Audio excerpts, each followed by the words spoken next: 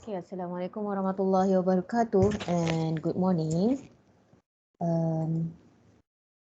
So today is the first lecture for our class and I will touch about first chapters of computer organization and architecture. Okay, if the slide looks slow, tell me and then I will switch my laptops. At the moment, I'm trying my own computer if it's okay or not. Okay, so who's this? Hello, my name is Lau Chichen. Apa ni?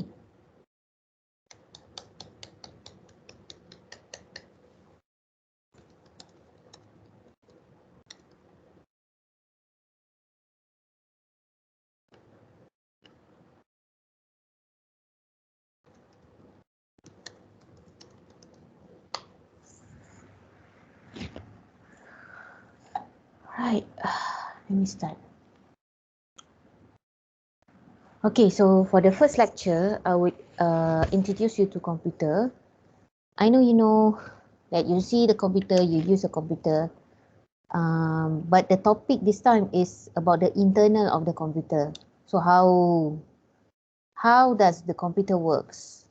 Okay, so the first outline is the introduction, and then this is the inside or the structure of the computers.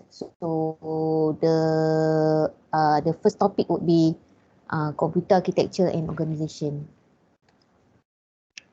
Then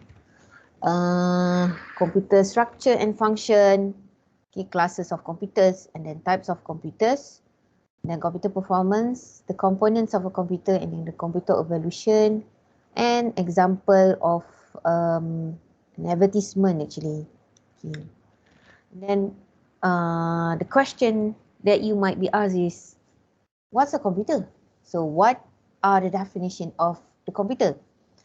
So the computer is an electronic device. Okay, we know it require electricity as a supply.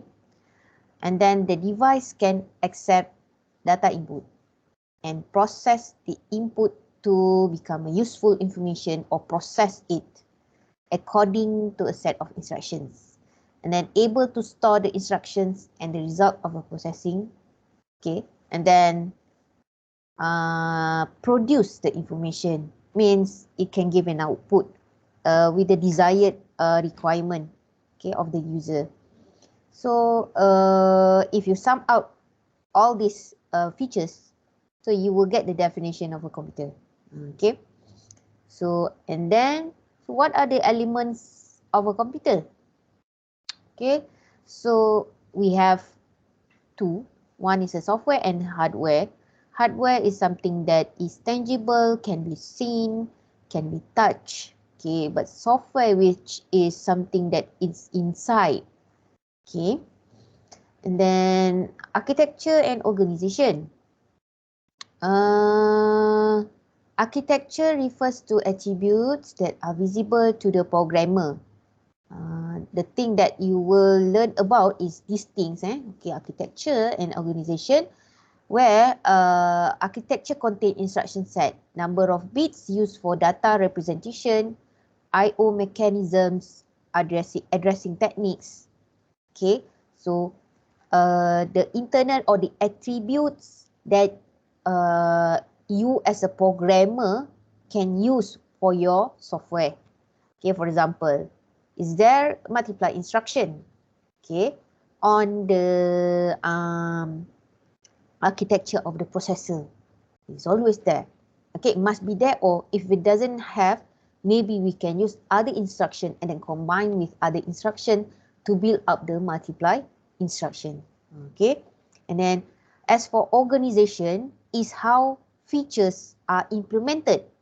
Okay, for example, type of control signals or interfaces or memory technology. So let's say if there is an attribute that we need to ask, if there is any multiply instruction, so how these features of multiply are implemented? Is it by hardware or maybe done by a certain algorithm or technique? Okay, so that is organization. Okay, that is organization. Or we can say that features organization is like how we implement the memory technology.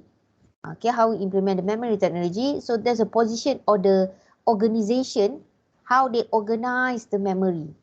Okay, so that is what we define as organization. Okay, all Intel, okay, x86 family share the same basic architecture. So the thing or the motherboard that you are looking, or the one that you have done for your lab tutorial, so basically all of them are using the same architecture. And then the IBM system or 370 family share the same basic architecture. And then these give code compatibility. So at least backwards. So if I say backward means that so the current Intel i7, okay, so if we write the codes, these codes, okay, when we try to write it, you would try to make sure the old versions or the old technology can still use it. Okay, so provided that they are on the same architecture family. So if you are writing on Intel Pentium processor, then it should be able, okay, to be to get a compatibility if we have a different version. Okay, if we have the different version or different type of the old version of Intel processor. Okay, organization is differs, okay, between different versions. So organization means that, okay, when you look at your motherboard, and okay, when you look at the motherboard, so one of the features that you would look is that the type of the CPU slots, and then the type of your main memory. Okay, so it depends on your CPU. Okay, it depends on your CPU. Okay, you would have a different organization of features that is implemented for that type of architecture. Okay. And then structure and function. Structure is the way in which components relate to each other. Okay, so like how does the file is, for example, how does file is transfer, okay, or open. Okay, how does file is open? We start with the hard disk and then go to the main memory, and then to the cache, and then lastly to the CPU, or what we call as a register. Okay, so we had a structure. Okay, we had a structure on how does the process is run. Okay, is running. So that's how we do. Okay, that's how we do. So we had a certain structures that we need to follow. Okay, so how does the RAM take can take out? Okay, how does the RAM can take out or store the file that is retrieved from the hard disk?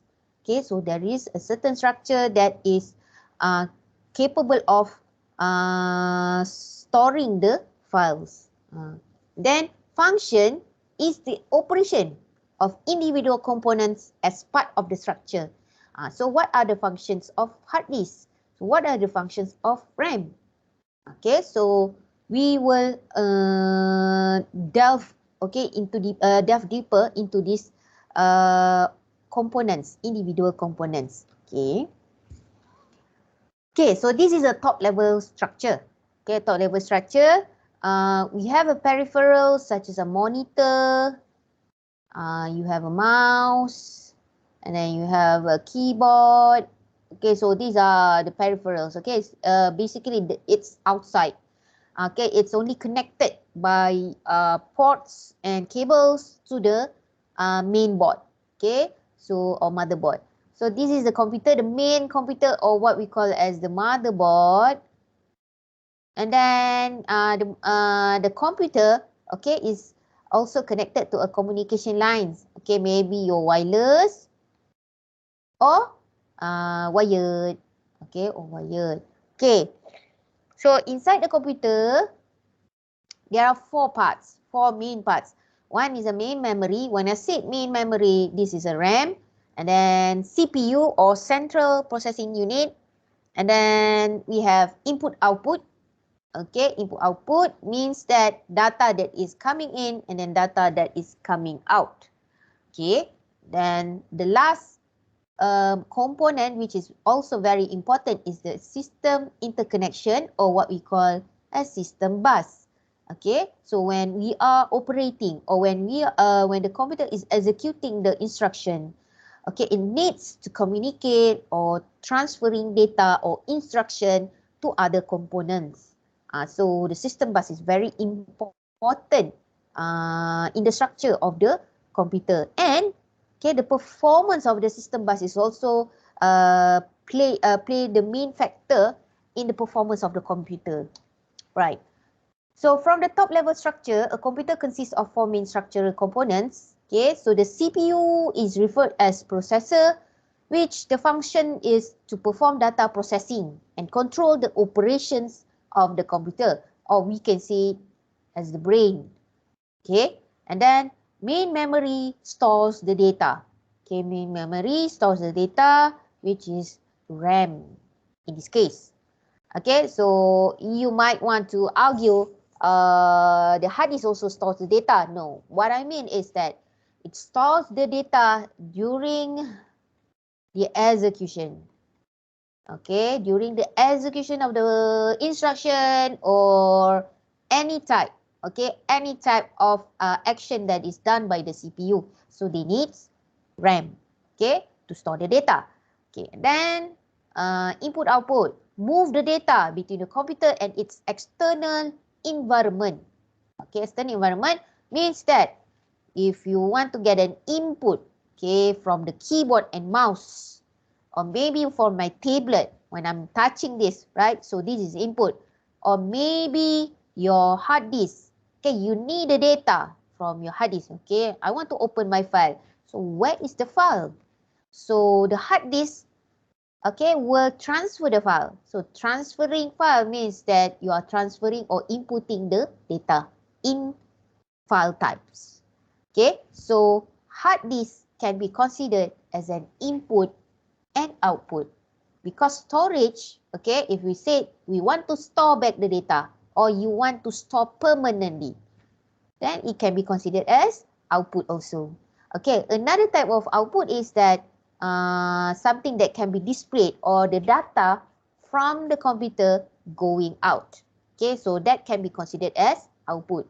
And then system interconnection provides communication among CPU, main memory, and I/O. So what it means communication, instruction, okay, instruction, data is coming in and out, okay, among the three main components. Okay, inside the CPU, okay, so inside the CPU, or what I call as processor, which you will learn in lecture 8, okay, contain registers, ALU or arithmetic logic unit, control unit or CU, and then the internal CPU interconnection or internal bus, internal CPU bus. Okay, so inside the CPU is a small computer. We can call it as a small computer. It's because of they have a brain, they have a memory, they have the bus and everything. Okay, so the CPU is the brain, and all operations, all the things happens inside the CPU. Okay, and then inside the CPU, we have a registers which provide storage internal to the CPU. And then we have the ALU which perform the data processing function. And then the control unit control the operation of the CPU. Means that the control unit is setting up the operation. If you want to add, you need to trigger something. Okay, you need to trigger something and then assign the resources. So you need a control unit. And then the internal CPU interconnection, when you want to try to execute instruction. Okay, so you need to provide the communication, maybe the instruction or maybe the data connecting between these ALU registers and also the control unit. Okay, so bus is very important. Okay, so what are the 4 basic functions performed by a computer? This is like a basic functions. Means that, so for a different type of computers, so they may have an extra or a little bit different, okay, functions. Okay, but this is the most basic functions. One is the data processing. They can process the data. Can they add? Can they multiply? Something like that. Or maybe they can open the files or browse the internet. Okay, so that is data processing. Okay, what about data storage? It can provide a long-term data storage function and short-term data storage function. Okay, and then data movement. Okay, movement between computer and peripheral known as input-output. Movement over longer distances known as data communication. Okay, so one of the basic function is at the moment, at the current era, is that they must have a communication, okay, communication capabilities or features. So it must be capable to be connected to the internet. Okay, and then lastly, control. Okay, so computer system has a control functions. It's like when you want to when you leave out your laptop or maybe your computer, so there's a control trigger that will control that can determine, okay, if it's either more than 5 minutes, so the computer will shut down the monitor, the type of control. Or maybe or they can also control the resources. Okay, so how does the resources is divided? Okay, and then how does the display can display all types of application at the same time? See that type of control. Okay, and the classes of computers. Okay, we have this is not all. Okay, but this is one of the features that we have. Okay, what type of classes? Okay, the old or maybe the general one, what we call as a desktop computers, is used for the general purpose and with a variety of software. It's a subject to cost or performance trade-off. And then we have a server computers. If it's say server, means that it must have a network capabilities, high capacity, performance, and reliability, and then range from small server to building size. So it means that it's based on the features. Okay, server can looks like anything. It can be your laptop, can be your server. Okay, and then your laptop can be your workstation, or maybe can be your but desktop means that something that looks like a desktop actually. Okay, and then we have an embedded computers. Okay, so embedded computers is hidden as a components of a systems. The biggest example is that your car. Okay, your car. Sorry. Your parents' car. Okay, your parents' car, and then certain car or the current version of cars sometimes equipped with the GPS systems, right? The GPS actually is a small embedded computers. It can operate. Okay, it can do a processing on determining the direction. Okay, and then determining the location of the cars at the moment. And then it was connected. Okay, it was connected, but not using using the network, but it's connected to the satellite. Okay, then stringent power or performance or cost constraints. Okay, it cannot operate on their own. Okay, to become a normal computer.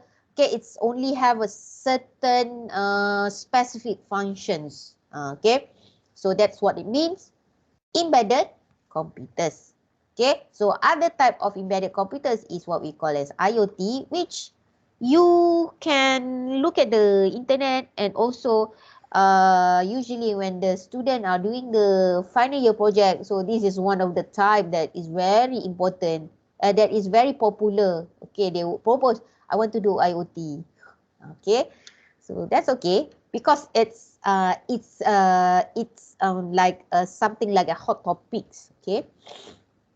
Okay, next is a microcomputers. Okay, a part of the desktop. Okay, sometimes we call it as a microcomputers because it was used for a personal usage or for a personal computer home. Okay, and then workstations. Sometimes we use it at office. Okay, so the computer that I'm using right now is determined as a workstations. It's because of it has more computational power than personal computer. Okay, and then sometimes we can use as a desk. We can the desktop can become the workstation. The notebook can become a workstations. Okay, it's because of the features. Okay, the features of the workstations is that they have a computational power more than the personal computers. But the last features is not correct actually. So they are typically Unix computers and used by the engineers. Is this one is the old version. Okay, they have improved. Okay, they have improved. For example, if you look at the laptops, there's a if you Google and then browse for the type, okay, of computers that you want. If you search for workstations, okay, it can be a tower case. Okay, it can be a tower case. It can be laptops, and then I think there's a tablet. There's also a tablet, okay, that can become a workstations. Okay, so most probably this type of tablet is a touch screen, like like your monitor is all in one with your CPU. So this type of tablet, okay, so it can be considered as a workstations. Okay, and then we have also enterprise system. Okay, when I say system, means that more than one. Okay, more than one of servers. Okay, so servers and mainframe are used for business data processing in medium to large corporations that require much more computing power and computer capacity. So it means that it doesn't only have one CPU, but it have more than one CPU because they need more computing power. Okay, I would tell you more why we have more than one CPU or maybe one core. I would say core. Okay, and then for servers or mainframe, another features is that they have multiple storage. Okay, multiple storage such as RAID. Okay, sometimes they have a features of RAID. Okay, but the features of the servers and mainframe is basically they have a multiple disk. Okay, they have a multiple disk. Right. Supercomputers used for large-scale numerical calculations required in applications such as weather forecasting and aircraft design and cyberspace. No. Airspace. Okay, airspace. Okay, airspace is because of they need a large scale of numerical calculations. They always use a supercomputer. Okay, to predict.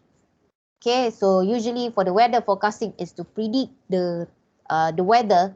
As for the airspace is to calculate, okay, the processing of the rocket, okay, to the space. Okay, so this is what it looks like for a microcomputer or maybe your desktop. Your home sometimes will have like this, but this one is a high-end desktop actually. I've just looked at this desktop actually, quite expensive. And then workstation. Okay, so it can looks like this workstation. Okay, with a high-end processing. Okay, and then we have a mainframe. Okay, if you look like this, you would know that all the core or CPU.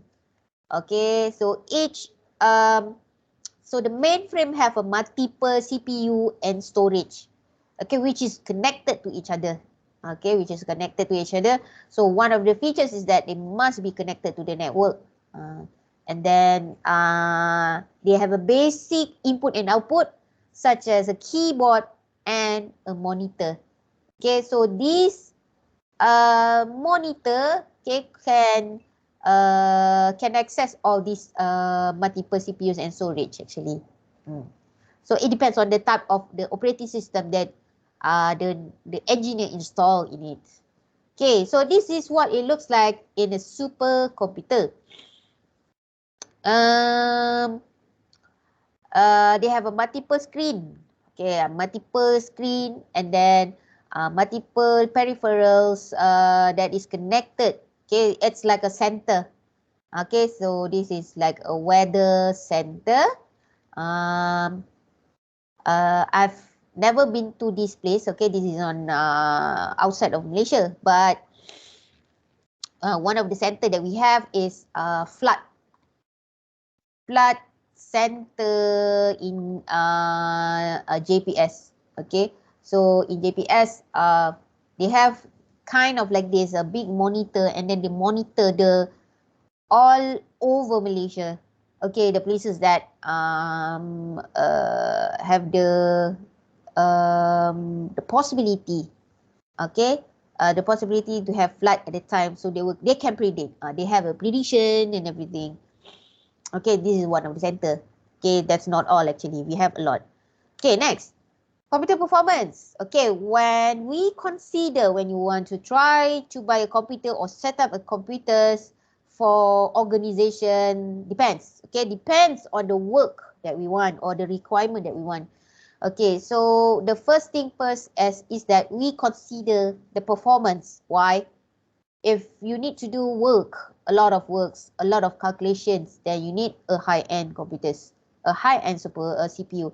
But if it's just used for just typing letters, okay, like your secretary, okay, they don't need a high-end computer. They just need a computer that is capable of writing letters, or maybe open the emails and then prints. Okay, so they need other different gadgets. Okay, they need different gadgets. Okay, hold on, let me drink first. Right. So this amount of useful work accomplished by computer system or computer network compared to the time and resources used. So how to determine the program performance? We look at the algorithm. That determines number of operations executed. Okay, so depends when you are writing your codes, you're a programmer, right? So when you are trying to write your code, and then when you are determining the performance of the program, okay, one of the thing is that you will look at the number of operations executed. Okay, how many lines of coding that you write in your software. Okay, and then the second part is look at the type of programming language. Okay, the compiler used and also the architecture. So we can determine the number of machine instruction executed per operation. So there's a difference, okay, of performance between a Java and a C++ compiler. Okay, and also one line of C++, like A is equal to B plus C plus D. Okay, it seems it's like one line, but actually in a machine instruction, this is not one line of instruction. Okay, you will learn this in assembly language. Okay, so there's the difference. Okay, there's a difference of performance between the programs. Okay, it depends on the instructions. Okay, the complexity of the instruction. So there's a difference between A is equal to B plus C plus D and A is equal to sine okay, lambda. Sorry, I don't know what this one. Okay, plus something something something. Okay, so this one is much more complex. This one is much more simpler. Okay, so the more complex it is, the harder it is to or the more time it takes to execute that operation. Okay, and then the processor and memory system. Okay, the type or the specification of the processor and memory system can determine how fast instructions are executed. Okay, between I3 and I5. Okay, so which one is faster? Okay, and then between SSD, okay, and IDE. Okay, IDE, hard disk, okay, the normal one, the previous old one. Okay, which one is the faster? Okay, much better performance. So, that's the difference. So, and then another factors that we need to consider is the I/O system, including the operating system. For example, how fast the I/O operations are executed. Okay, look at your peripherals. Okay, and then what type of ports that they are using. Is it USB 1.0 or maybe USB 1 2.0 or maybe USB 3.0? Okay, so or maybe you are using USB-C ports, right? So there are different performance between these type of ports actually. Okay, so that's why all these things, okay, all these things determine your program performance. Okay, so what's behind a computer program? Okay, we start at the first one, the one in front of you. Okay, we have application software. So at the moment, I'm using two software. One is the PowerPoint, and then one is Microsoft Teams, right? So all these applications are written in a high-level language. Okay, high-level language, which actually understood by the programmer. You are the one who knows what you are writing, right? So, written by the programmer, such as in Java, okay, maybe Java, maybe C++, okay, depends, okay? So, when they write it, they are using the high-level language. So, even though you say you don't understand the command, okay, you want to say, I add, okay, add the instruction or print, maybe print, okay? So print F, okay, scan F. You said that you don't understand, right? But this is the most basic command that can be understood by the human. Okay, you will see after this, what does it mean to become a computer? Okay, so this is your level. Okay, this is your level. Okay, where you write it in a high level language in C++ and Java. And then another behind the application software is the system software. Okay, it can be compiler. Okay, so what you have write your code in C++, in your Visual C++, and then you would need to compile it. Okay, so you will compile it. Okay, so the compiler will translate the high level language to machine code. Okay, to machine code, which is in a binary form 1010111000, something like that. And then you might be wondering, what's this? Okay, so you will become a matrix after you learn about the subject. Okay, so and then another system software is operating system, which they have like a service code. Okay, service code, giving an instruction and everything. They handle input output. They manage the memory and storage, and then schedule tasks and sharing resources. So it's not only the CPU, okay, giving managing the computer. We have the operating system. Okay, one is the brain, and then this one, the operating system, is like a muscle. They operate everything. Okay, and then we have the hardware. Okay, behind the computer program. Okay, so sometimes we have a hardware. So what are the resources that the application will use is that processor, memory, and sometimes I/O controllers. Okay, so don't say that you are not using an I/O controller, or maybe you don't use your keyboard or maybe your mouse.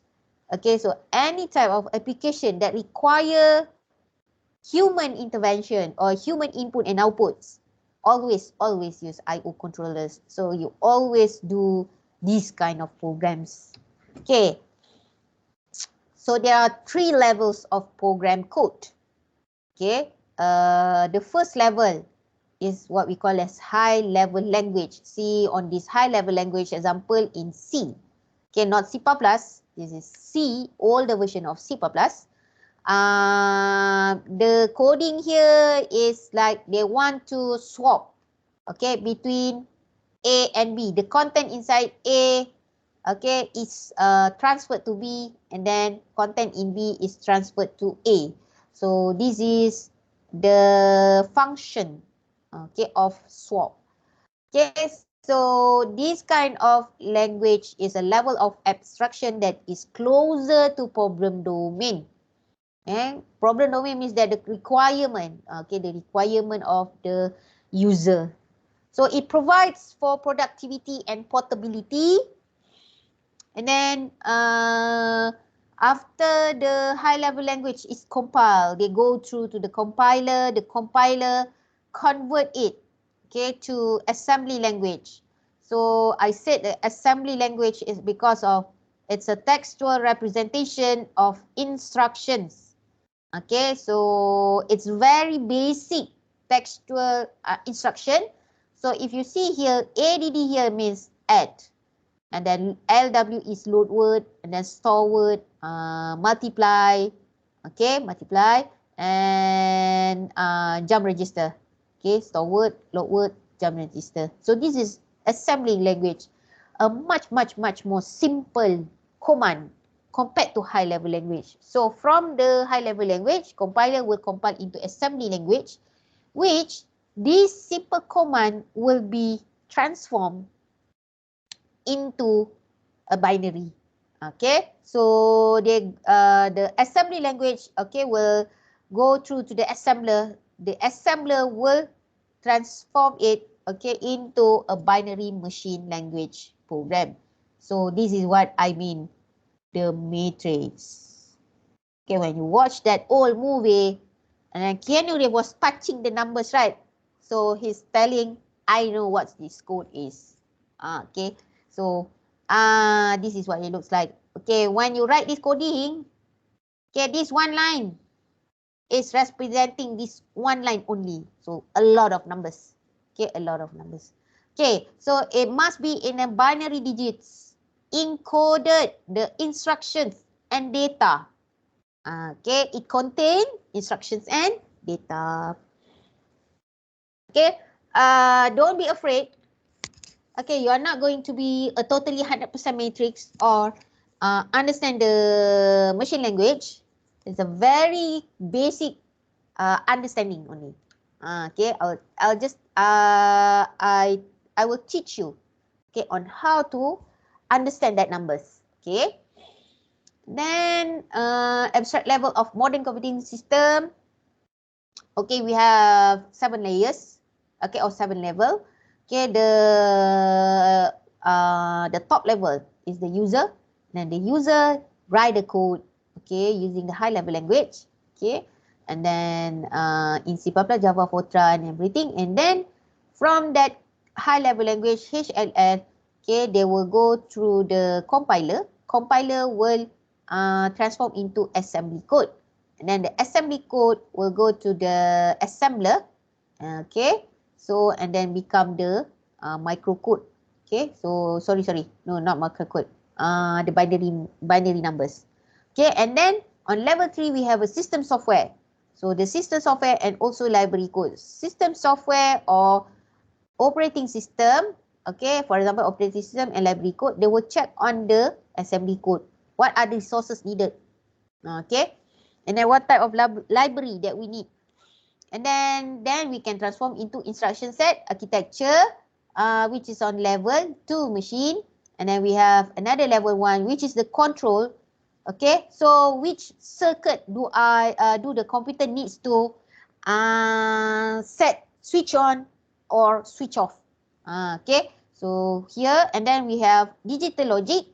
So from the control, they will transform or execute it, okay, through the circuits and also the gates and etc. etc. So this is the abstract level of modern computing system. The only thing that you will see is this part only, level 6 and also level 5. Okay.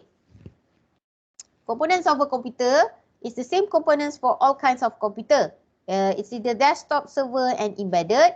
Okay, and then input-output includes user interface device such as display, keyboard, and mouse. And then for storage devices, we have hard disk, a CD, DVD, and then flash drive. Okay, flash drive. And then we other I/O is network adapters for communicating with other computers. And then this is the anatomy of a computer. Okay, we have an output device, input device, and then input device. Okay, so if it's output device and input device means that you know the functions, the functions. Okay, so what's inside the computer? So I'll skip this part. You already been on the lab. And then this is also the content of the motherboard. Okay, so what it looks like on a motherboard. Okay, this is an old versions. Old versions. Okay. And then inside the processor. Okay, so what is inside the processor?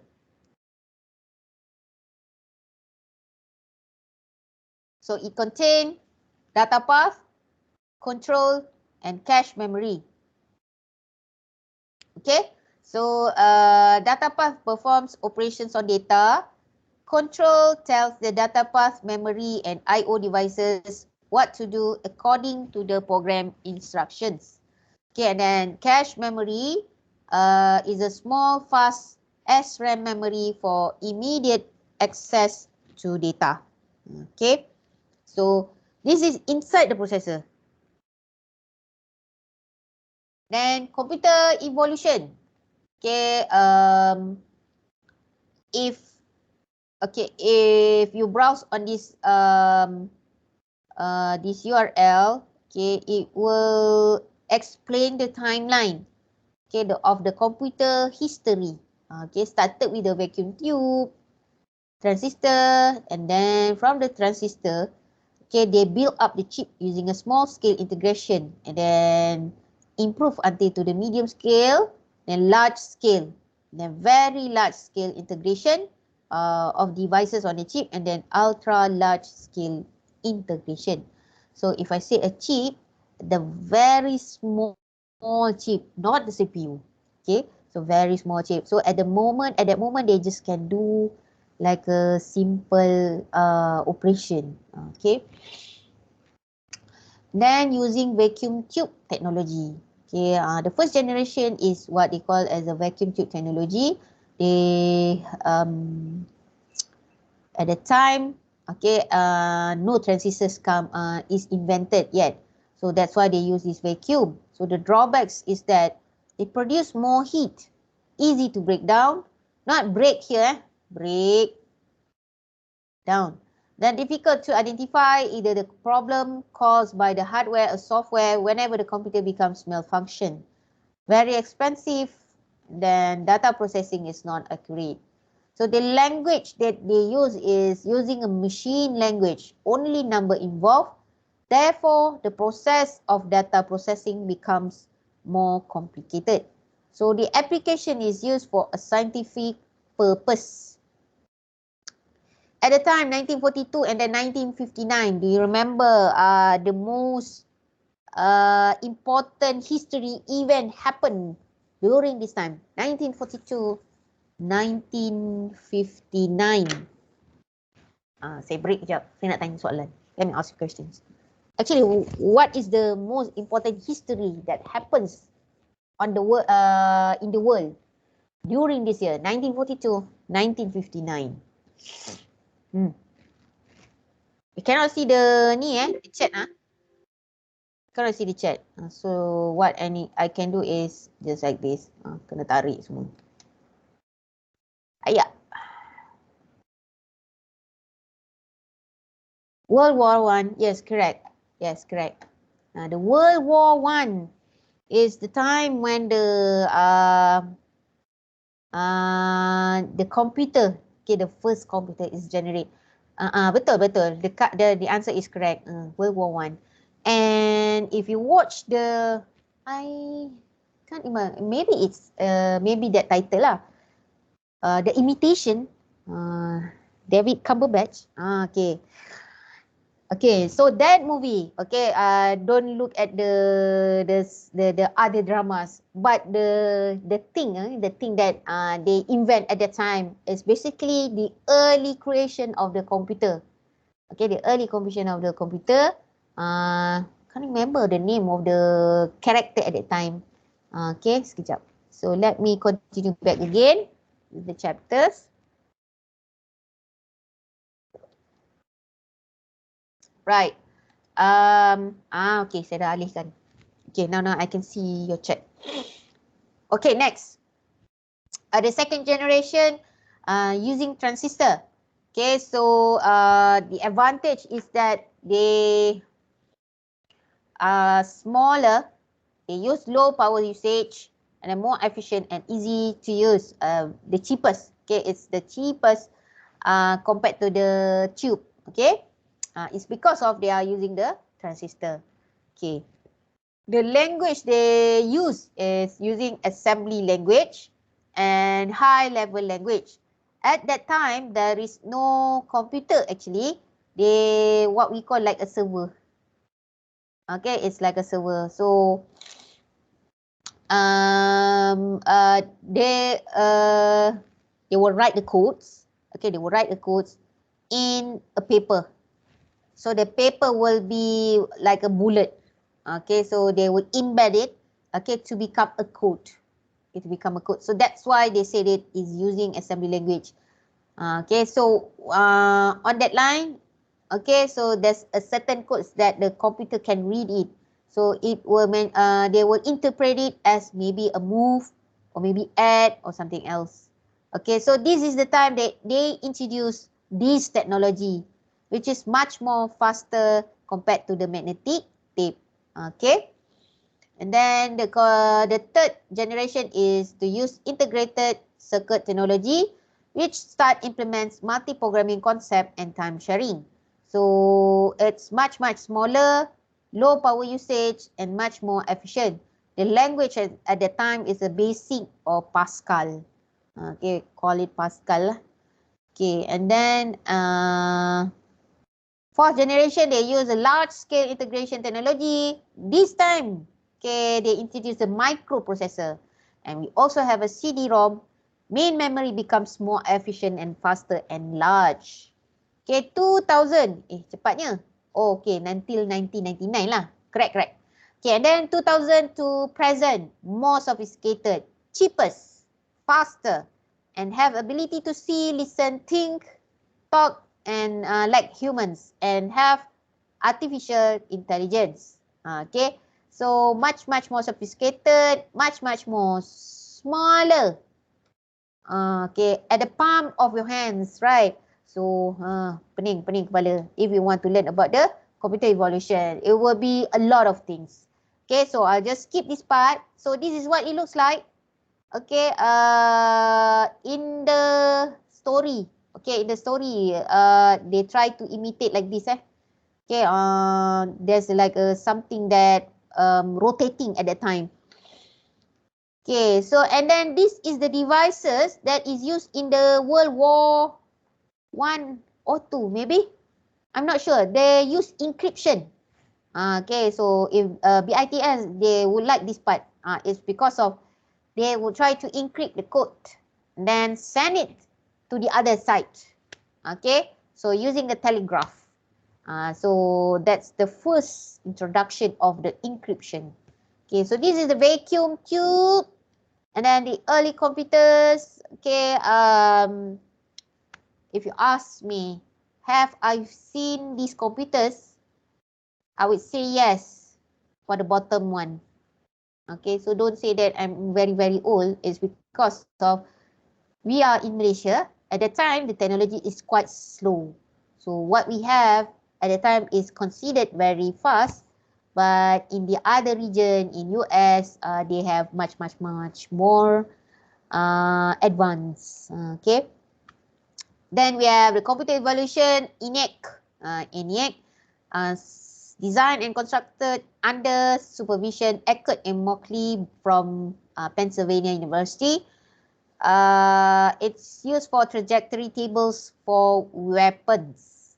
They want to calculate the trajectory of the what do you say, missile. It's more like in the Cold War, 1947, 1989. But World War, Cold War is after the World War. So World War is 1945. 1945. So maybe it's World War II and Cold War. Okay. So this one is my the old versions one.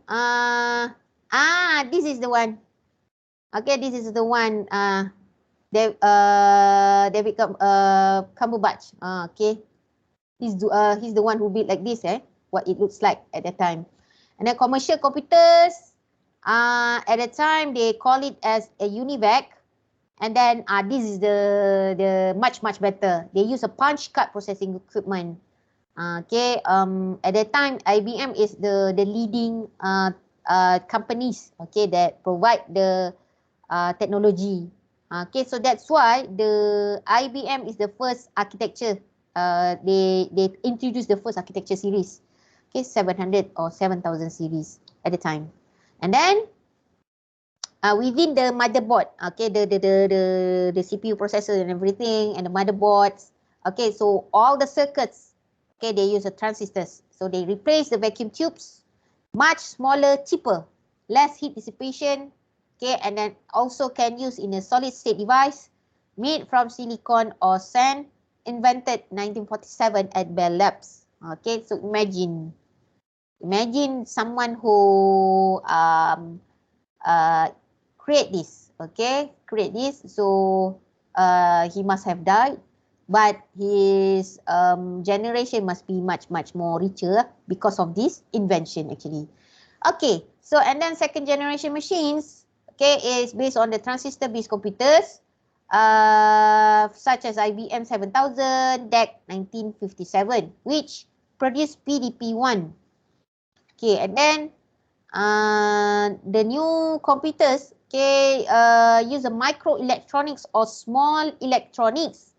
Okay, basically that computer made up of gates, memory cells, and interconnections, which can be manufactured on a semiconductors, for example, silicon wafer. Okay, actually, if you look at the textbook, they will show you this is the internal part of the CPU wafer. Okay, CPU wafer, where one core contains several compartments of the silicon wafer. Okay, so there's 1,000 billions of gates, memory cells, and interconnection within it. Okay, so this is an example of a typical computer advertisement. Sorry, okay, it's a very old one. Pentium 3, which is the one that I show you on the YouTube, right? The assembly. Okay, so just a little bit higher than the Pentium 2. So this is what it looks like on the advertisement. Look at the processor speed, and then the RAM. Okay, the RAM, the space or the capacity of the RAM, and then the cache memory. Okay, how many cache that we have. Okay, and then your hard disk. Okay, IDE. They have a speed of 7,200 RPM. Okay, at the moment when I was trying to look at the advertisement and then I look 7,200, ayo, slow, very slow. Okay, so quite slow, but that's what they have at the moment. Okay, and then CD-ROM. Okay, CD-ROM, and then we have a USB port, serial port, parallel port. So if you are a network student, the serial port is very important. So they might want to consider. But at the, currently, we can represent the serial port for network communications with the USB. So the USB port must be capable of supporting the network device. Okay, network device ports. Okay, next is the monitor. So what do you need to look at the monitor? Okay, so maybe the size of the monitor, and then the graphic cards. What type of graphic cards that they use? So sometimes the graphic card is shared memory, user shared memory. But if it's not shared, they will put a specification 8 or maybe 4 gigabit DDR RAM, something like that. Okay, they will put it here. Okay, extra here lah. The extra memory, the special memory for the graphic cards. And then sometimes we have a modem, and then we have a sound card. Okay, so these ones always is embedded on the motherboard. Okay.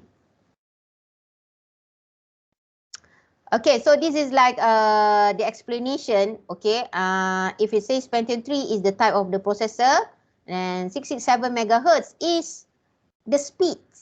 Okay, the speed of the processor in megahertz. So how does we interpret that? Is that megahertz means the time taken to execute the instruction. So if it's a 667 megahertz, so the processor can operate at 667 million cycles per second. So we can imagine one instruction is one cycle. So this processor can operate or execute at 667 million instructions per second. But even though we look at it like this, it's 667 million, but it's still slow. It's because of the requirement of the current processor is much more higher. Okay. And then this is RAM. We have 133 megahertz and also the 64 megabyte SDRAM. So there's differences in there in this specification. The megahertz are usually referred to the speed. Okay, so if it's on the SDRAM means that the speed of the system bus. So the time taken for the memory to transfer out or take in. Okay, so it depends on the group of wires that move the data in instruction to various places within the computer. Okay, so depend on the specification or the type or the technology used for transferring the data here. So it depends on that. And then the capacity, if it's in megabyte or gigabyte. Okay, this is the older one, so forgive me. So older one, so this is a memory capacity which determines the size of the programs and how many programs can be run at the same time without halt the system. We can say without making the computer freeze, something like that. So SDRAM means synchronous dynamic random access memory. Okay, and then we have a cache. Two type, one is a level 1, one is a level 2. Level 1 cache, okay, the size is 32 kilobyte, is a small fast memory cache that is built into the processor chip. So imagine we have a core here. This is a core processor Intel. So inside of it has the core processor or the CPU, and then also has a cache. Okay, they always has a specific. If you say core, usually they equip with the cache. Okay, so this cache, okay, is built very near to the processor chip and helps speed up the access to the frequently used data. Okay, so even though you have a RAM here, the RAM actually is very far to the CPU. So it takes time to transfer it. Okay, takes time to transfer it. So it needs another smaller cache. Okay, so this is the cache. And then we have another cache, 256 kilobyte, level to cache, which is the collection of fast built-in memory chips situated between the processor and main memory. So basically, between the RAM and the core, there is another L2 cache. Okay, so they are like a buffer. So the RAM is a buffer from the hard disk, okay, transferring to the L2 cache, and then from the L2 cache, transfer to the L1 cache, okay, which will support the processor. Okay, so you might want to ask, if I don't have L2 cache, what will happen? No problem. Usually the architecture has a consideration, or they have a calculations. Okay, they will have a calculation. Okay, is it enough? Okay, to support the processor. Okay, so that's all for that part. And then we have a hard drive. Okay, hard drive, the higher, okay, the higher the capacity, the much better actually. Okay, it's because of when you try to install, you still need your hard drive. Okay, you still need your hard drive. So hard drive is a storage capacity of a hard disk. Okay, they use EIDE or Enhanced Integrated Drive Electronic is a cost-effective hardware interface for mass storage devices. So for the connection between the hard disk, okay, either it can be an IDE or maybe it can be SATA. Okay. And then we also have like SSD, right? Okay, so SSD is another type, a new versions of the hard drive. So and then so since they are using SSD, we don't have the RPM. RPM here is related to the IDE hard drive. It's like a disk. Okay, how many rotation that they can run for at the moment, one time at 1 seconds.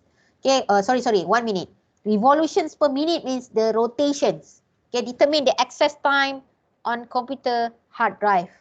Okay, so that's the speed of your hard drive. Okay, and then we have a USB or universal serial bus that supports plug and play to connect, add or remove devices while the computer is running. Okay, so when I say plug and play, means that the ability to insert and then remove back while the computer is on. And then serial port, transfer data by sending a series of electrical pulses across one or two data lines.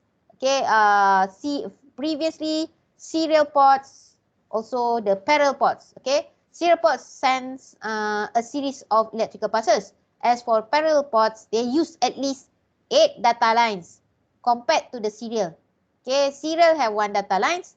As for the parallel, have 8 data lines which are energized simultaneously to transmit data. So these two is an older versions of ports, but sometimes are used in systems, old systems such as banking. Okay, such as banking, they are using for printing different type of printing devices actually. Okay, scanner, I don't know what you call it, for devices that plotter. Sometimes they use a serial ports. Okay, so the rest usually they use an USB or maybe other devices, other ports that that is available, okay, in the computers. And then the monitor supports refresh rate at if it says 85 Hertz, means that the speed of refresh rate. So image display is repainted, okay, like refresh 85 times a second. Okay, and then okay, so 12801024 means that the type of color system that is supported by the monitor. Okay, and then we have a modem. Okay, PCI voice modem means that they use PCI port. Okay, and then 64-bit PCI sound card also use a PCI port also. So it's a peripheral component interconnect is one such I/O bus that supports the connection of multiple peripheral devices. So for modem PCI, it allows the computer to connect to the internet. And PCI sound card contains components needed by the system's stereo speakers. Okay, so that's all. Now, we finish with chapter 1. Okay, do you need a break? You need a break? Yes, madam. All right.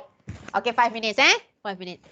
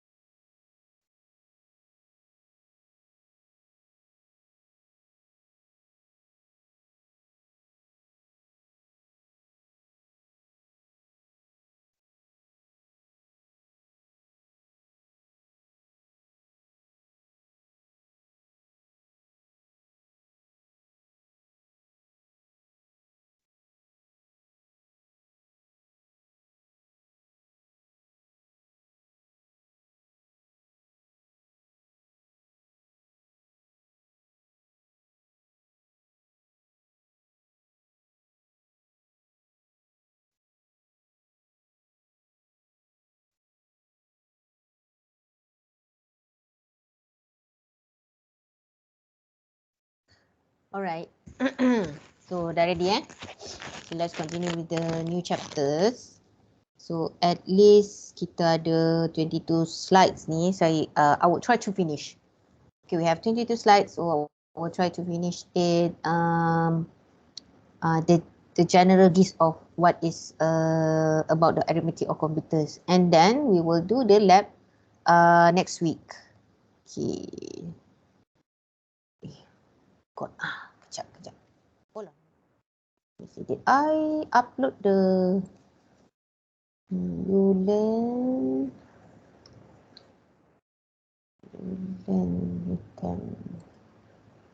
My computer is so slow, so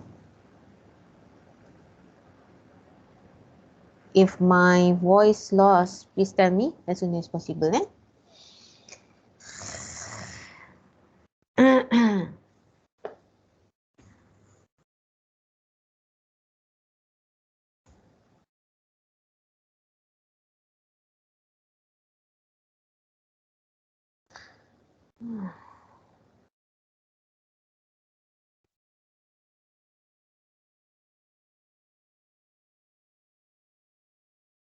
So please download the slide on week 2.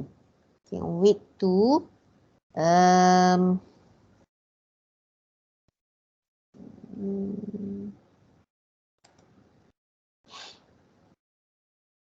week 2. So lecture 2, arithmetic for computer. Okay, first is that you will learn about the number conversion only. So quite easy, but still you need to do exercise. And then my planning is that due to the previous experience during the online session, the students are not capable of completing the assessment. Okay, and then so I will plan to give like a much smaller scale of lab assessments. Okay, I will just give you like something that can be finished in 1 hour. But the drawback is that if I gave you like a very small problems, okay, so you will not be able to learn a lot of it. So these type of chapters, okay, these chapters will require you to do exercises a lot. Okay, a lot of exercises. So here, this is the slide. So just download the lecture to slide, okay? And then, so let me continue. Nak pergi? Yeah, where's the pointer? Okay, this one. Okay, so the next part is that I will explain about the arithmetic for computers. Is that we will do the number conversion only.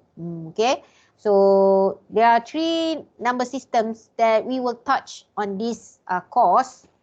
Okay, so it's not only these 3 number system. We have other number system actually, but we will concentrate on these 3 number system.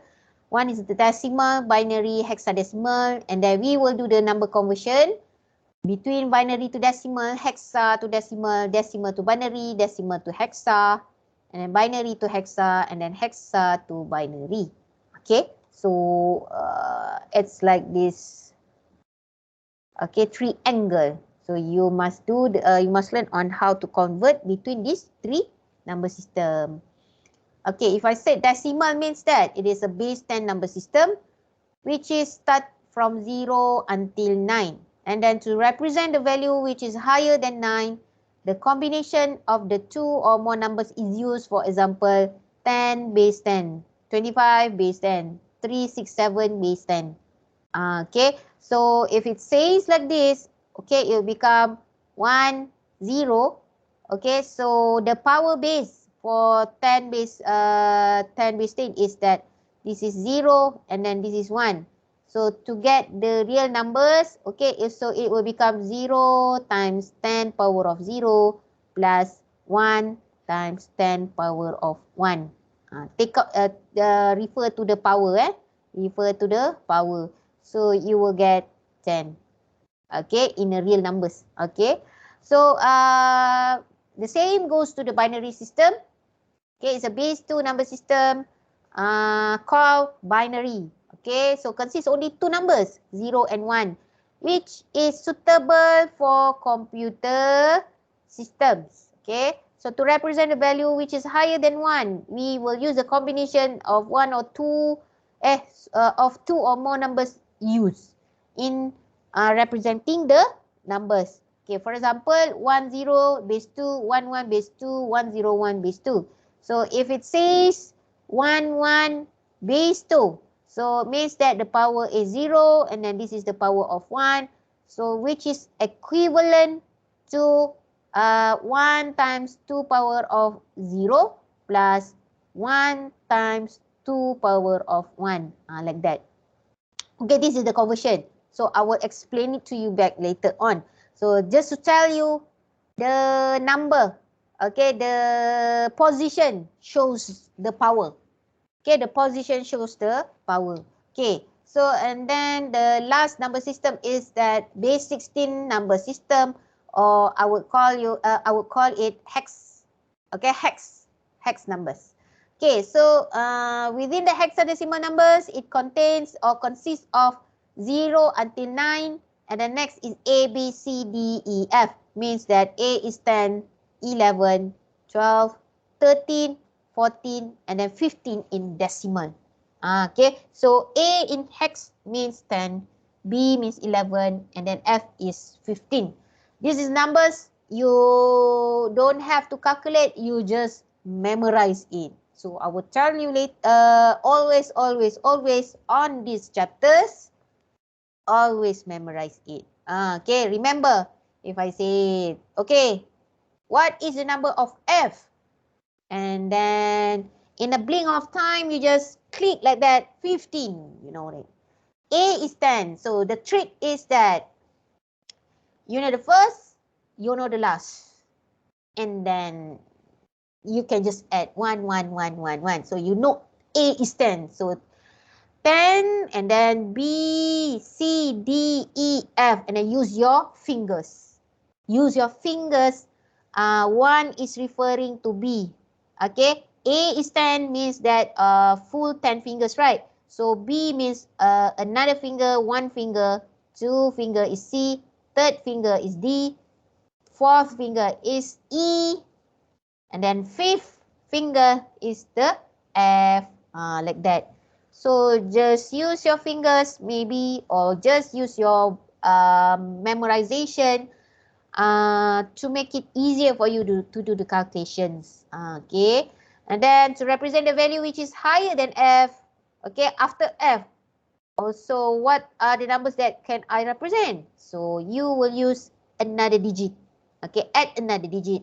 So add another digit. So if I said 10 base 16, this is not 10 in decimal. It's wrong. It's wrong.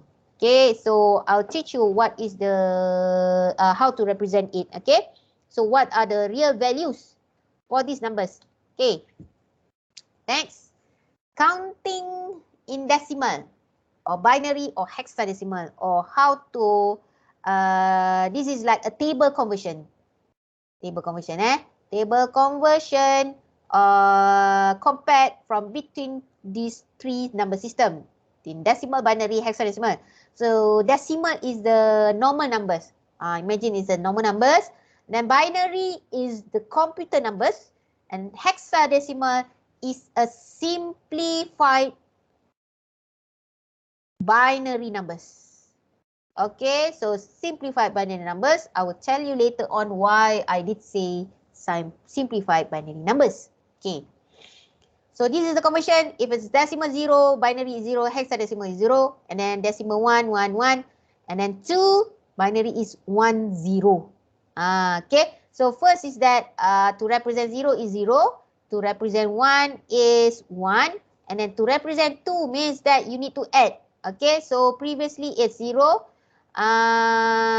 Previously it's 1. So to represent 0, to represent 2, you need to add 1. So when you add 1, so 1 plus 1 is 2. But 2 is a decimal number. For a formatting of binary, we just add 0 here, and then 1 is carried out, so it become 1, 0. So this is 2 in binary. Okay, and then 3 means that you plus 1 again, so you will get 3 in binary numbers. 1, 1 represent 3, and then add another 1, plus 1 again. So 1 plus 1 is 0, and then carry forward 1, and then 1 plus 1 is also 0, and then carry forward 1. 1 plus 0 is 1, so you will get 4. And plus 1 again, then you get 1, 0, 1. Plus 1 again, you will get 1, 1, 0. It's like a flip of binary numbers actually. Okay, it's only a flip of binary numbers. As you can see, it started from the right side. Okay, 1, 0, 1. Okay, 1, 0, 1. When we add 1, we start on the right side. 1 plus 1 is 0. Carry forward 1 like that. So 1 plus 0 is 1. And then 1 plus 0 is 1. Okay, so 0, 0. So when we carry forward, like this. Okay, sorry about the messy pens. And then 1, 1, 1, 0. Okay, so plus 1 again. And then you will get 1, 1, 1. Okay, and then 1, 0, 0 is 8. 1, 0, 0, 1 is 9. And then 1, 0, 1, 0 is 10. It's equivalent to A in hexadecimal. And then 1011 is B. And then 1100 is C. And then 1101 is D. And then 1110 is E. And then 1111 is F. So the hardest part is these 4 digits. It's 4 digits. And then you need to convert into hexadecimal. Okay, so the first practice. Okay, go back home when you try to do something else. So just use the hands. Okay, so what is binary numbers for 0? So you just use your fingers. Okay, 0 is 0. 0 means you show the knuckle hands. Okay, show the knuckle hands without any fingers. And then for 1, take 1 finger. Okay, so if it's a 2, so 1 plus 0. Okay, 1 plus 0. So just show a 0 for your other hands. And then 1, 1 is 1, 1 is for 3. And then 1, 0, 0. Okay, so 1, 0, 0 is 4. And 1, 0, 1 is 5. Okay, so try to memorize it. Okay, try to memorize it. And then the hardest part is this part. Okay, between A to convert into a binary. So automatically you will remember 10 for decimal. But what about the binary? So it starts with 4 digits. Okay, 10, 10, which is represent to 10. So 10 double 10. So 10, 10 is equivalent to hexadecimal E. And then what about F? F is the last number of hexadecimal. Always, always 1, 1, 1, 1, 1. Okay, guys? Can, Okay, so how do you want to remember the binary numbers of the E and the rest of it? So for A is 1010. So you memorize it. A is 1010. And then for the next character B, you just add 1. So 1011. And then for C, add another 1. Okay, add another 1. So it will become 1100. Okay, and then the next is add another one. D is 1101 and then 1110 for E. So E is quite easy. It's because of, you remember, E is before F. So you just subtract 1. So you will get 1110. Okay, let me go back. Sorry. Okay, so that's how you want to memorize it. Okay, at the end, and then at the end of it, when you are use with that numbers, you don't need to memorize that type of thing. You just, and when I say, okay, what is C? 1100, madam. Okay, just like that. Just in a click. Okay, you know what is the representation. Okay, that is for conversion for the basic one. Okay, so what about if we have more than that? Okay, so if we have a longer digits, so you need to learn about number conversion. So for number conversion, we start with binary to decimal, decimal to binary, and then hexa to decimal, decimal to hexa, binary to hexa, and then hexa to binary.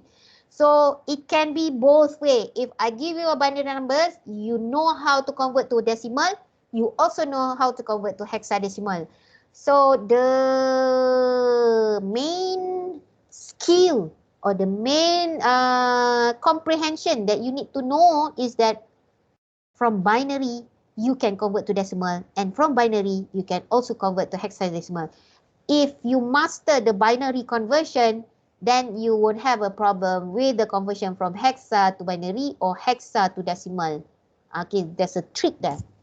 Okay, so as long as you understand about the binary conversion. Alright, first, we want to do conversion from decimal to binary and then from binary to hexadecimal. So we can see here, if we have a base 10, okay, we always, when you try to write it, decimal 26, binary 11010, and a hexadecimal 1A, you must represent into base. Okay, so that people won't understand. Okay, so the computer can understand. Okay, so this is base 10. If you write 26 base 10, so this is a decimal. Then 11010 base 2. So this is a binary number. And then 1A 16. Sorry. So this is hexadecimal numbers. Okay. Sorry. Okay. So this number system, okay, is based on the positional notation. So the value for any single number depends on its position. So each number in 5 here, 5 here, each number 5 represent a different value. So 5 here is a different value, 5 here is different value, 5 here is different value. So we can decompose this number 555 base 10 into positional notation. So it can be represented into this 5 on the most right side is 5 times 10 power of 0. And then the second one, the second number position is 5 times 10 power of 1. And then the third one on the left side is 5 times 10 power of 2. So the trick is that the most significant bits, okay, the most significant bits on the right side is the smallest number.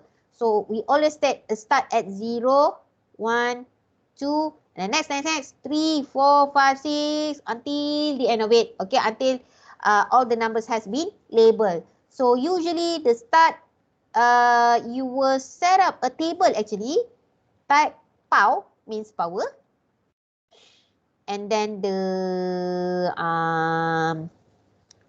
if it says this is a decimal, then type decimal. Just type the decimal like this, like this, like this. Okay, so 5, 5, 5. Okay, like this. And then you type it 0, 1, 2. And then, okay, add another one. Okay, at the bottom of it. Okay, 0 times 5 is 0. 1 times 5 is 5. Like that. And then, sorry. No. Wrong. It's supposed to be 10 power of 1 times 5 is 50. 10 power of 0 is 5. And then 10 power of 2 is 100. 100 times 5 is 500. And then what you do is that you add all of it. Okay, you need to add all of it. So 500 plus 50 plus 5 is equivalent to 555. Okay, you can just use the table conversion using the power. Okay, rather than using like this, sometimes the students prefer to use the table conversion like this. Okay, determine the power and then the numbers, okay, the original numbers, and then the conversions. Okay, the total, the multiplications. Okay, so this one use a multiplication if we want to represent the value. Okay, to represent the values. Okay, so each number in 2, 4, 6, 8 represents different value. So 8 times 10 power of 0, 6 times 10 power of 1, and then 4 times 10 power of 2, and then 2 times 10 power of 3. Okay, so you might want to ask, okay, can I use calculator? Okay, for first semester, when you learn about COA before the midterm, you need to do calculation by hands or on paper. Okay, so the working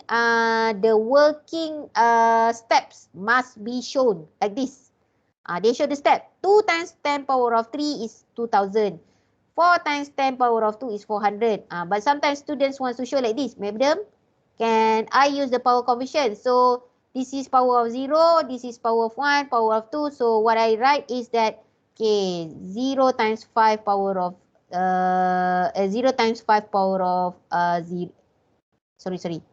5 times 10 power of 0 plus 5 times 10 power of 2 plus 5 times 10 power of 3. So you want to show these steps. Okay, so that's marks for your steps. If you give me answer only, then I'll just give you marks for answer, but no working steps. Okay, so be careful. Okay, so and then technique on how to convert from binary to decimal. Okay, how to convert? There's a steps there. So it use you need to multiply. Okay, from binary to decimal. Okay, you will multiply each bit by 2 power of n. So n is the weight or the power of the bits. Okay, so the weight is the position of the bit starting from 0 on the right, and then you once you multiply it, then you add the result. For example, 11010 base 2. So convert to, okay, they will ask you convert to decimal. Okay, convert to decimal. Okay, 10. So what you need to do is that, okay, this is the most, for the slide, I would show it like this. It's because of a detailed explanations. So a much more simpler or concise style or steps is that you use a power and then use the bits. Okay, use the bit. Okay, usually we use it for binary numbers. Much easier if you do it like this. So draw it. Okay, so 0, 1, and then 0, and then 1, and then 1. Okay, so put the power there. 0, 1, 2, 3, 4. Like that. And then when you want to convert it, okay, so convert it, so 110,102 is equivalent to, okay, 0 times 2 power of 0 plus 1 times 2 power of 1, and then plus 0 times 2 power of 2 plus 1 times 2 power of 3 plus 1 times 2 power of 4. Okay, so that is the longest version. But for a shorter version, which is much more better, I would just take the bit one only so that I would not be confused. Okay, when you type it in a longer version, and then some student will remember, oh, okay, 0 times 2 power of 0 is 1. Okay, it's also because I do that kind of same mistake. So that's why I would just cancel out the 0. Okay, cancel out the 0. So usually I will cancel out the 0, then I will just concentrate on the bit 1. So 1 times 2 power of 1 is 2 plus 8 plus 16. Okay, it's always like that. Okay, and then that is for a step. And then some of the students also like to do like this. Okay, they put another row. Okay, so 0 times 2 power of 0 is 0. And then they ignore that. And then 1 times 2 power of 1 is 2 This one is 4, and then this is 1, this is 2, this is 4, this is 8, and then times 2 again, this is 16. Okay, this is a power conversion for a binary numbers. So when we take out, okay, we pull out the binary bits, so 11010 like that. And let me show you again. This is not good. This is not good. Let me erase. Mana eraser? Okay, erase all ink. Okay, now let me show back again.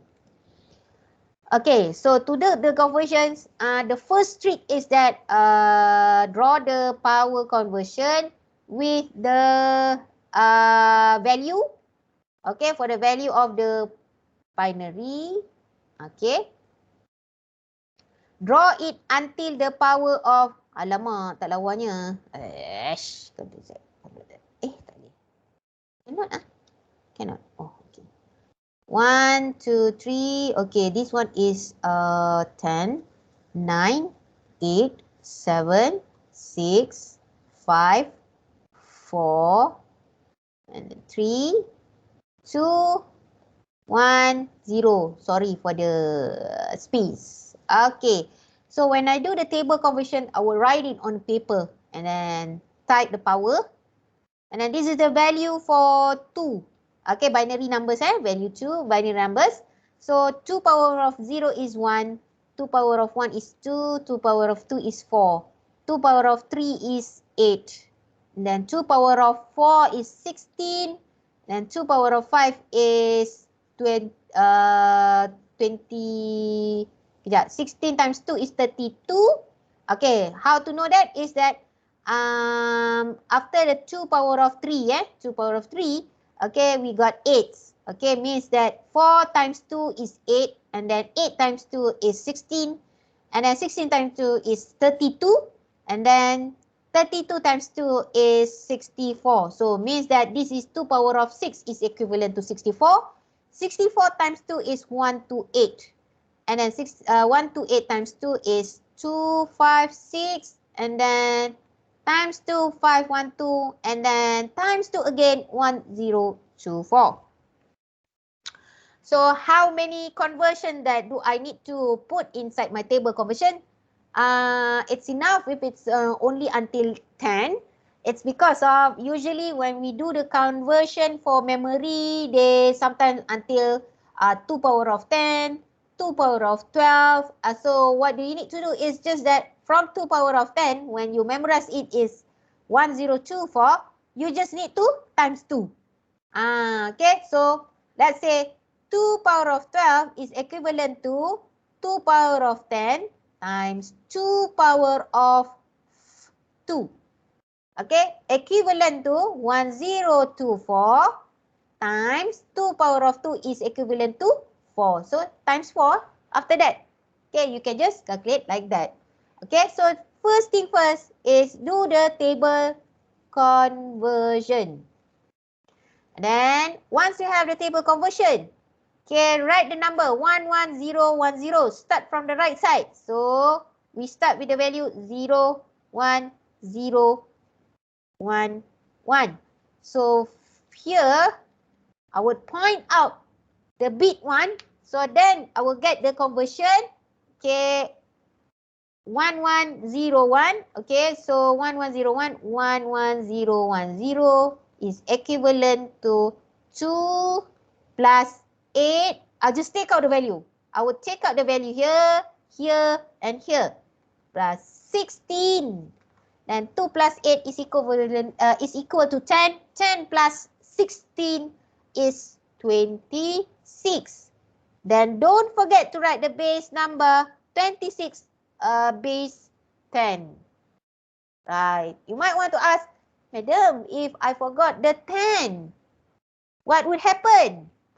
Something happened, your marks is deducted after that. Okay. So your mark will be deducted. Okay. So only when they ask you to do conversion, then you must always put the value of the base system. Okay, put the base system number. Okay, next, how to convert binary fraction number to decimal. Okay, So let's say sometimes you have a fraction numbers, right? So previously, for a numbers that doesn't have a fraction, we just multiply it. Okay, we just multiply it. But for a fraction number, the real number at the back after the floating point, okay, we would divide it. Okay, we would divide it. So in this case, okay, 2 power of 0 is 1, right? So 2 power of 0 is 1 times 0 is 0. And then there's a fraction or real numbers dot 101. So dot 101, we will start the power start from the left side. The left side after the point. So this one start at -1. This is -2. And then this is -3. Okay. So -1, -2, -3. So -1 here means 2 power of -1 times 1 is equivalent to 1 divided by 2 power of 1, which is equal to 1 over 2 equal to 0.5. Like that. Okay, and then for second power, -2 means that 1 over 2 power of 2. Okay, so equal to 1 over 4, which is equal to 0.25. So the trick is that to divide by 2. Okay, so the previous value, 1 over 2 is equal to 0.5. So if the power increase negatively, okay, means that 2 power of -2, right? So you just divide by 2 again. Okay, divide by 2 again, you will get 0.25. And then divide by 2 again, you will get 1 over 2 power of 3 or 2 power of -3, which is equal to 0.25 divided by 2 is equal to 0.125. Okay. So add back the table conversion here. Okay, I think my space is not enough. So let's say, just imagine this is a power version. So start the conversion. Conversion power. So start from 10, 9, 8, 7, 6, 5, 4, 3, 2, 1, 0. And start with -1. Start with -2 and then -2, -3, -4. I would suggest -4 or maybe -5. Okay, so it would not be more than that. Okay, it would not be more than that. It's because of the calculation is using a hands. You still need to consider how to do that. Okay, so just divide it. Okay, every time we do this, okay, 0.5. 0.25, divide by 2 again, 0.125, and then 0.125 is, divide by 2 is 0.0625. Dah ke tepi, sorry.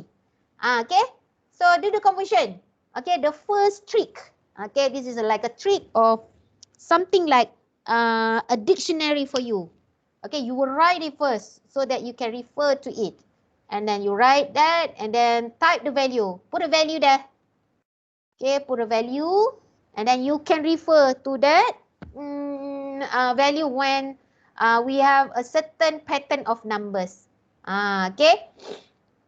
So once you have the bits here, okay, 0.5 plus 0.125, you will total up 26.625.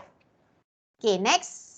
Okay, you will convert from hexadecimal to decimal conversion. So it's also the same. We will multiply each digit by 16 power of n. Okay, so n is the weight and then the weight is the position of the digit. Starting from the right, we will start with 0. Okay, 0 start from the right. And then lastly, we add the result. Okay, let's say this is 1a. Okay, so put the power on the top of that digit. So the right side start at 0 and then this is 1. So a times 16 power of 0 and then 1 times 16 power of 1.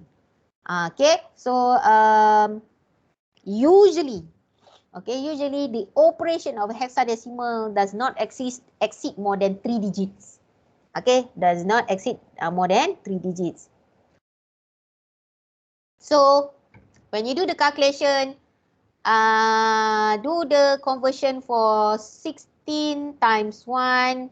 Okay, 16 power 16 times 1 times 16 times 1, and then 2 times 16 times 1, and then 3 times 16 power of 1, and then 4 times 16 power of 1, something like that. Do the conversions.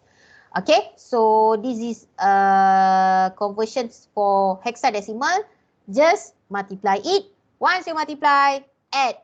10 plus 16 is equivalent to 26 base 10. Don't forget the base. Okay, 1, 2, 3. Base 16. This is not negative, eh? Okay, this is not negative. This is a bullet. This is a bullet. 1, 2, 3. Base 16 is 3 times 16 power 0 is 3. 2 times 16 power of 1 is 32. And then 1 times 16 power of 2 is 16 times 16. Okay, 16 times 16 is equivalent to 256. Okay, and then we add. And then don't forget the base.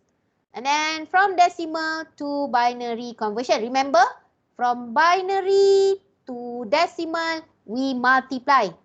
Binary to decimal, we multiply. Okay, from decimal to binary, it's the opposite. So we divide. Okay, we divide it. Okay, so we divide by 2. Keep track of the remainder. For example, 26 divide by 2. Okay, divide by 2. So you will get 13. And then what's the remainder? Remainder is on the right side here is 0. Okay, it's because of even number.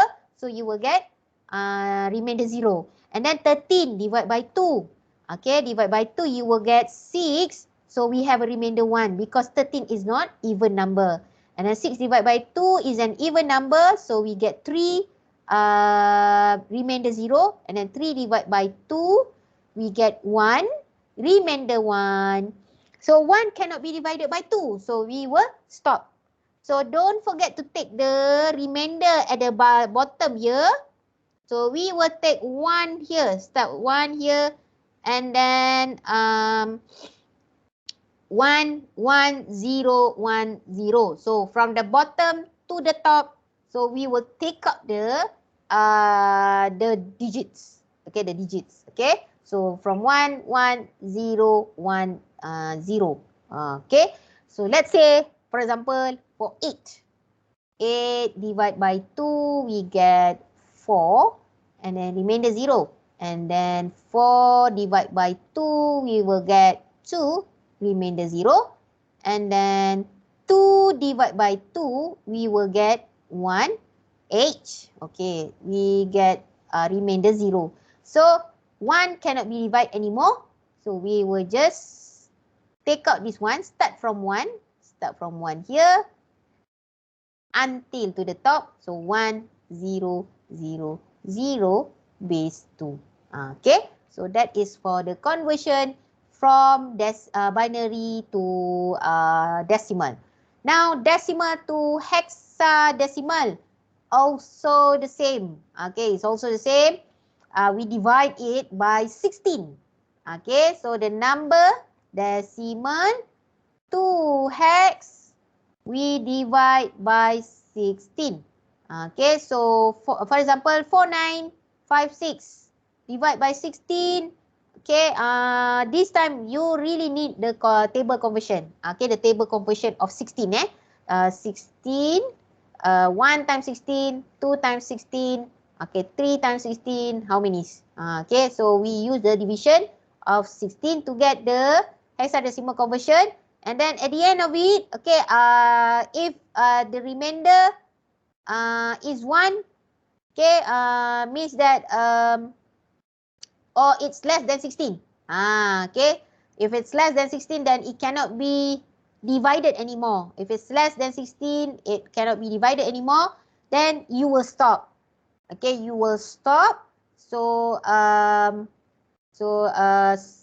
we will take out the last one, the last number of division. So 1, 3, 5, 12. Okay, so 1, 3, 5, 12. So but don't write 12 yet. So 12 is a 2-digit, right? So 12 is a 2-digit. So convert to hexadecimal again. 12 is equivalent to C.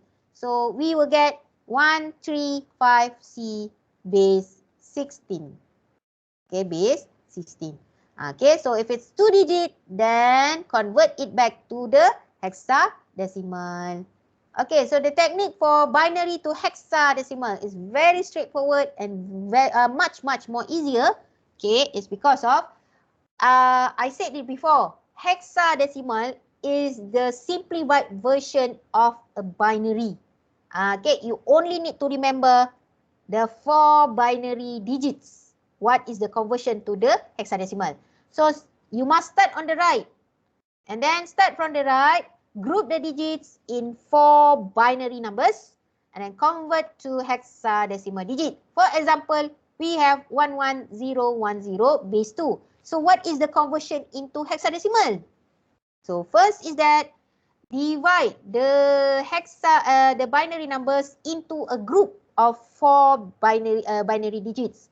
So from the right side, 11010, this is 5 digits, right? So from the right side, divide it into 4 bits, and then just like this, and then 0001, like that. Okay, so and then from this group of 4 bits, convert into hexa. 1010 is, okay, 1010 is in decimal is 10, and then in hexadecimal it is in A. So usually I just remember 1010 is always A. Okay, so 1010 is always A, and then 1 here, 0001 in binary means 1 in hexadecimal. So then combine it, don't add, don't add. So just combine.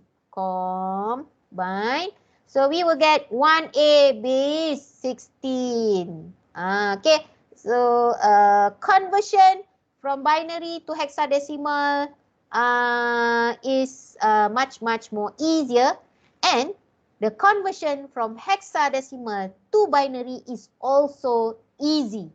Okay, easy to do is because of you convert every single hexadecimal into a 4-digit binary. Okay, let's say I have 1356 base 16. What is the binary conversion? So, equivalent. Okay, what is the equivalent value to the binary? So, C is divided, we divide each digit. Okay, take out each digit and then separate it. Make it like a space, so that it's enough to put the binary numbers. So we separate it. So C here is equivalent to 12 in decimal, or you don't need to remember the decimal. You just convert it. C is 1100. Okay, and then 5 is 101. Okay, basically 5 is 101 in binary, but since this is a hexadecimal to binary, you must complete it into 4 digits. So 101 is only 3 digits, right? So you must pad. You add another 0 digit on the left side, not on the right side. Okay, don't put 101 and then put it on the right side. So this is wrong. Okay, you put it on the left side, then we can consider this is 101, which is equivalent to 5. Okay, and then the same goes to 3. 3 is a 11, okay, in binary. So we have extra 2 digits. So put a 0 here. Don't put 11. Don't put 11. Instead of put 00. So you have complete 4 digits for this hexadecimal 3. And then 1 here is 1 digit. So add another 3 binary digit 0. So to make it complete. And then you put it, okay, combine it all. Okay, combine it all. So you will get 0011, 101, 011, 001. So if it's the leftmost bit, if you want to leave out the 000, it's still okay. But if you left these 2 bit on the most right side, then your value will be wrong. Okay, you will get the wrong value. So don't forget, the left side is the padding. The left side here is the padding. The right side here is a value. is a value because it refer to the position. Okay, it refer to the position. So if you put it here like this, so the previous power here 0 becomes 1, this become 2, 3. So the value change. Okay, the value will change. Okay, so guys, okay, I need you to remember. So we have finished it. If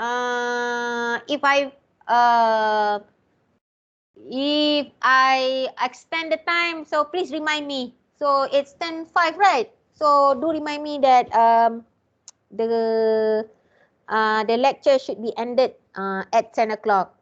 But only this time. Okay, so sorry about that because we want to finish the chapter 2, right? So this is the exercises. Okay, you can do at home. Try to do it. Okay, so but if you don't understand, we will discuss it on lab.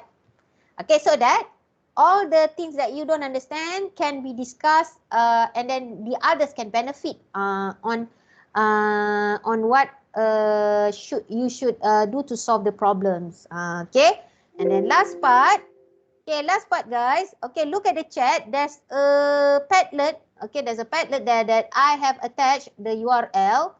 Mano Where is it? Where is it? Where is it? Where is it?